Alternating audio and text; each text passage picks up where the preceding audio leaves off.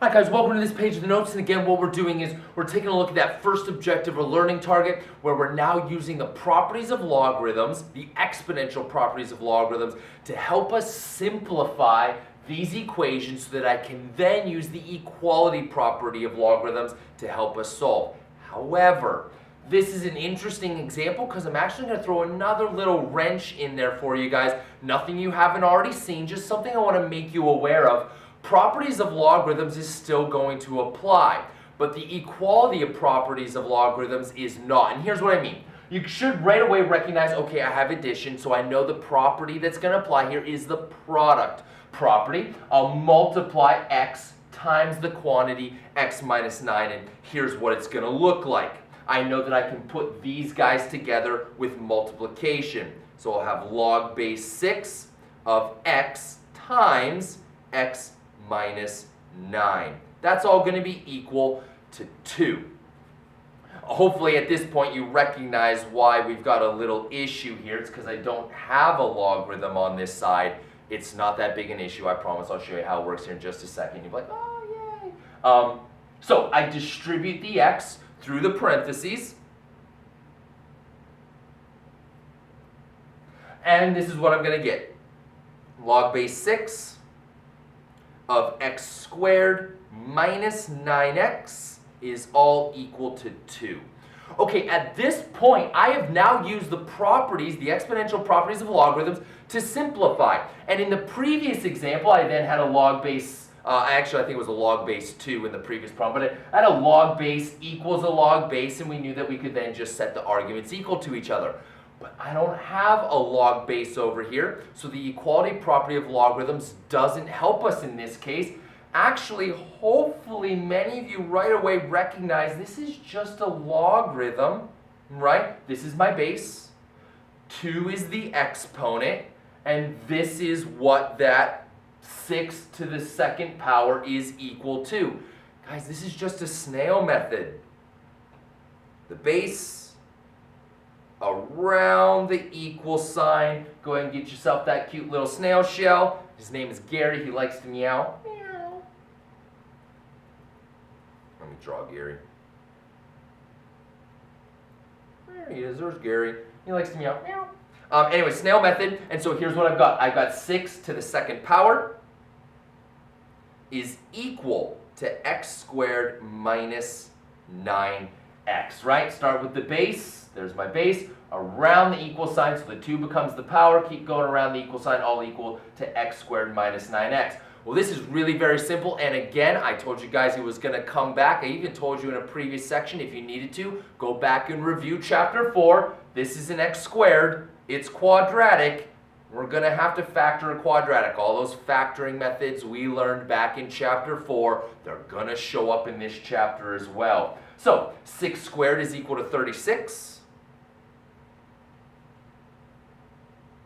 I need to get it set equal to 0, so I'll subtract the 36 to the other side, and if I'm lucky, it's going to factor into 2 binomials. If it doesn't factor into 2 binomials, then I may have to do something like completing the square or the quadratic formula or something like that, but let's hope and pray it factors easily. The easy bit, I need 2 things that multiply to an x squared. Well, that's just an x and an x. The slightly trickier bit, I need 2 numbers that multiply to a negative 36 and sum to a minus 9. And actually, if you think about it, it's not that hard. A minus 12 and a plus 3 would actually get you there. Negative 12 times 3, minus 36. Negative 12 plus 3 is a minus 9. Since it's equal to 0, I can use the 0 product property to split them up.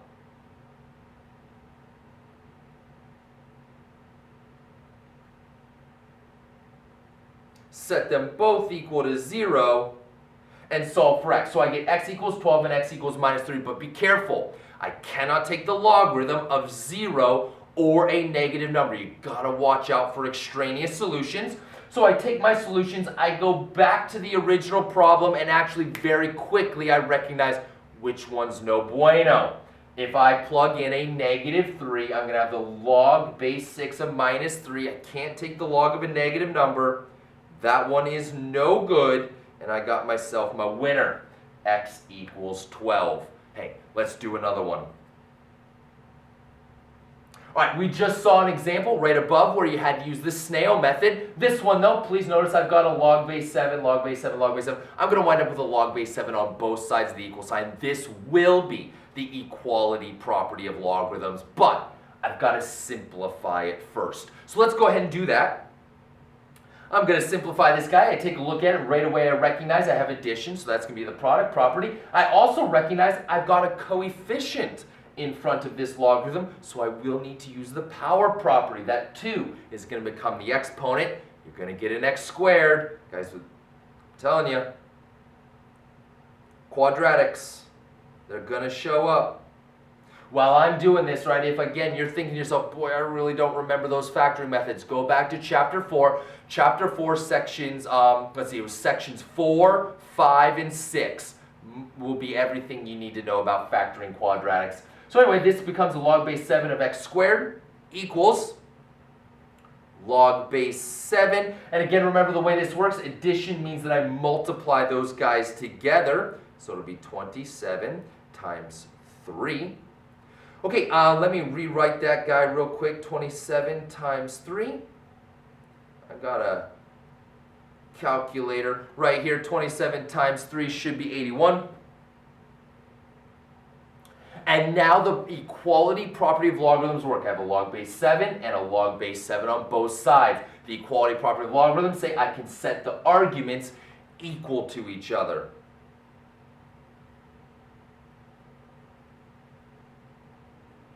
Well, this one's actually really easy to, I don't even have to factor. In order to get the x by itself, I'll just take the square roots of both sides, and so x is going to be equal to 9. However, you need to check your solution. If I plug a 9 in for x, well, this is the only spot that I have in x, so if I plug in a 9, I can take the log base 7 of 9, no problem, because it doesn't give me 0 or a negative number. And so we checked our solution and we found ourselves an answer. It is not extraneous. I got one more for you on the next page. Let's run through this one real quick as well.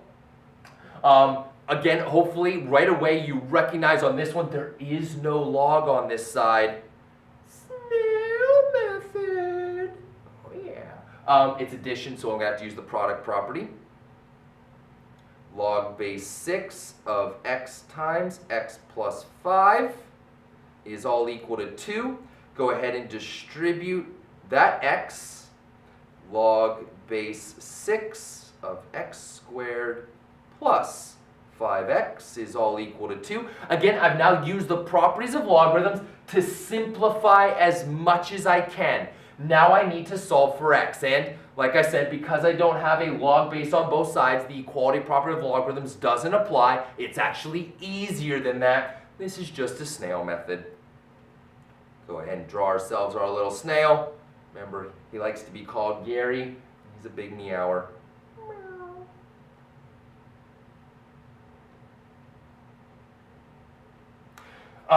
X 6 squared is 36. Oh, sorry, I'm going to wind up having to squeeze here. I need to get it equal to 0.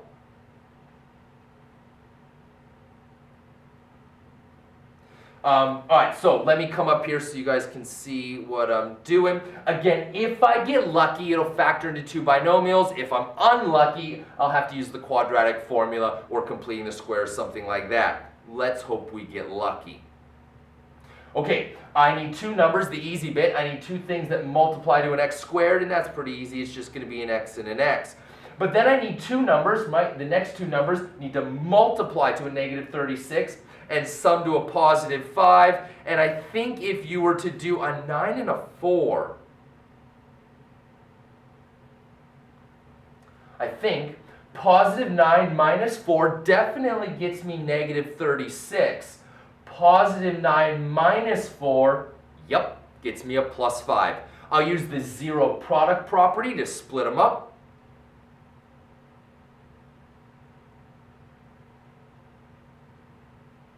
And set them both equal to 0 so that I can solve for x. I get 2 answers, but you're going to have to check for an extraneous solution. Again, right away I can quickly recognize that minus 9 is going to give me an issue. No bueno. It is an extraneous solution, and the x equals 4 is the one that checks out. All right, guys, head on over to the next page of the notes, and what we'll do is we'll look at a couple more example problems where we solve logarithmic equations. I'll meet you guys over there.